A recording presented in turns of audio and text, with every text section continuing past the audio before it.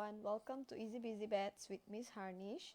Today I'll be discussing linear equation in one variable from Form 1 Chapter 6. First of all, let's discuss how do we identify a linear equation in one variable. Let's say given here x plus 5 equals to 7. So this is an equation. Why do we identify this as an equation? Because there's an equal sign here.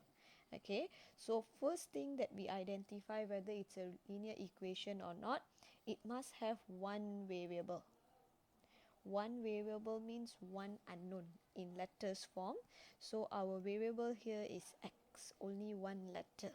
Second, your highest power of the variable must be 1. Highest power must be 1. So your highest power here is only 1. Okay, so these are the two important key points that you need to know when you identify a linear equation. It must have one variable, only one letter, and the highest power of the variable must be 1. Example here, x squared plus y equals to 7. This is not a linear equation in one variable because the highest power is 2 and it has two variables, x and y. Okay, so this is the first thing you all need to know to identify linear equation in one variable. Next, in solving linear equation is the most basic that all the students need to learn, as you all will carry forward this up to Form 5. In solving linear equation, you need to know positive will always become negative, negative will become positive, vice versa. Times will become dy will become times. Okay, so this is the main important key points that you all need to know while solving linear equation. Next, you need to know the relationship. Example, when I state 3m, what does this 3m means? You all already learned in the previous chapter, or you all can refer to the previous video. 3m actually means 3 times m. Okay, if there's nothing in between of these two letters 3 and m, that means to say it is multiplication, it is times. Okay, so next one, if they put here 3 over m, 3 over m means to say over means it's dy.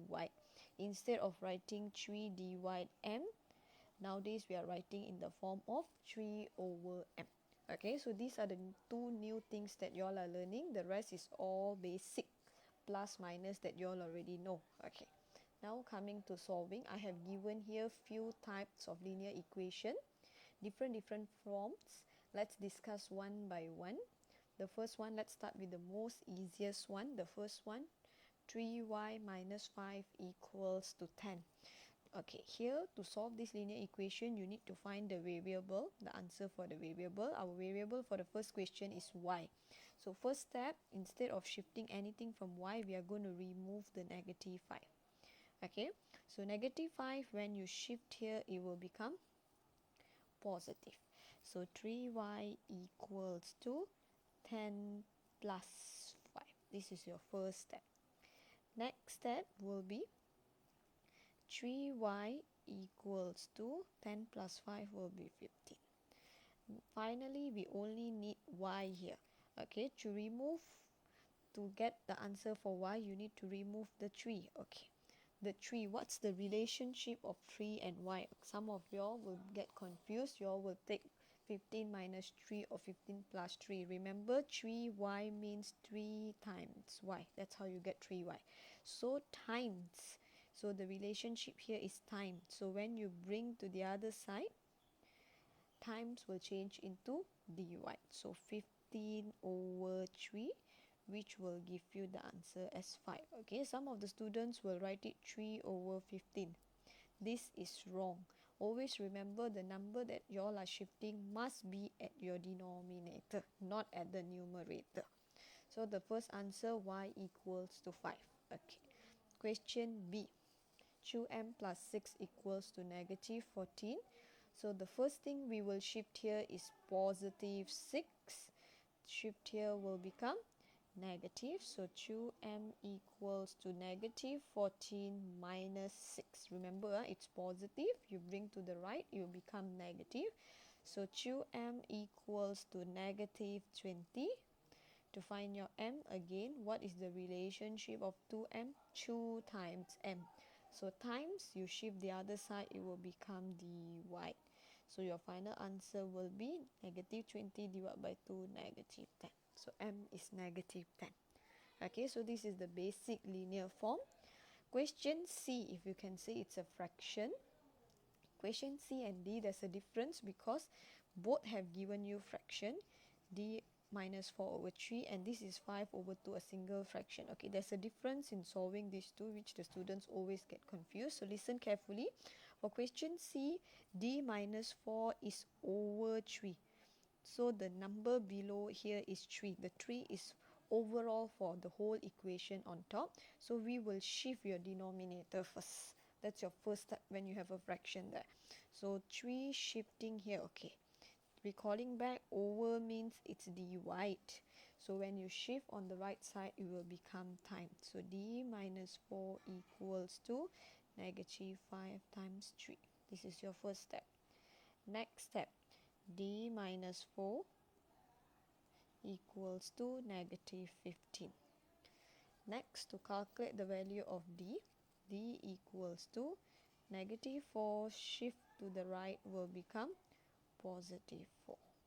So negative 4 plus negative 15 plus 4 will give you the answer negative 11. So your D is negative 11. Okay, going to question D. There's a difference of fraction between C and D. Here, you cannot shift your 2 to the right side first because I told you all in the previous question you have to shift your denominator first for a fraction. But in this question, other than the fraction, you also have an individual number here. So you need to shift this number first. Negative 3 shift here will become positive 3. So 12 plus 3. So you will get 5f over 2 equals to 15. Okay, next step, you will shift your denominator, which is your 2. So 2 towards the right, over means dy, you shift there, become times. So 5f equals to 15 times 2. So 5f equals to 30, f equals to 30 over 5 dy, because the relationship here is times. So your f is 6. So hopefully you all understand the difference of fraction between question C and D. For question C, you have to shift your denominator first. For question D, you have to shift negative 3 first before you remove your denominator. Okay, let's go to question E and F. E and F, you have a bracket there. Bracket means times, so you have to expand in 1, 2. So both also need to times. Most of the time the students will forget to multiply all the numbers inside the bracket. They will only take the first number. So remember, anytime when brackets are given, you have to multiply all the numbers inside the bracket. So first one, 4 times a will give you 4a minus 4 times 3, 12 equals to negative 5. Next step, negative 12 shift towards the right will give you positive 12. So 4a equals to negative 5 plus 12 will give you 7. Final answer, you shift your 4 here, the relationship is times. So your a equals to 7 over 4. You can remain in fraction form since you divide, you don't get a whole number, or you can write in decimal 1.75. Both the answers are acceptable. Okay, next one, you have bracket both sides. Okay, for both sides, bracket as normal, expand 1, expand 2, expand 1, expand 2. Expand as usual both sides. Negative 2p, negative 2p, negative will become positive. 2 times 5, 10 equals to 3p minus 6. Next step. So some of the students will get confused. What are we supposed to do next? Okay, you can arrange both the p's one side and both the numbers one side, positive 10 with negative 6. So it's up to you, you want to shift on the right or left. Let's say I'm remaining my negative 2p here. Positive 3p shifting here will become negative 3p equals to, originally you have negative 6 here, shift the 10 there will become negative 10. So I have shifted all the p on the left, all the numbers on the right. You can also shift all the p towards the right and the numbers on the left is the same thing. But when shifting, be careful with the negative and positive sign. So negative 2 minus 3p, you will get negative 5p. Negative 6 minus 10, negative 16p. To get the value of p, okay, most of them will think this is negative 5. You shift towards the right, it becomes positive 5. No. The relationship of 5 and p is time. So when you shift towards the right, it will become dy negative 5 dy negative 16 dy negative 5. Okay, negative, negative, positive. So you can just remain your answer 16 over 5, or you can also change it into decimal form. 16 divided by 5 will be 3.2. But most of the time we will leave our answer in fraction form, improper. You don't have to convert to mixed number as well. Okay, question G and H, a bit complicated. So let's see question G first. 2 over 3s. Okay, so you have s here, you have s here. So what you need to do is bring all together one side. So 2 over 3s. Positive 4 shift here will become negative 4s equals to, I'm going to shift the negative 10 to there, becoming positive 10. So 2 over 3s minus 4, this one you can directly take 2 over 3 minus 4. Your answer will be negative 10 over 3.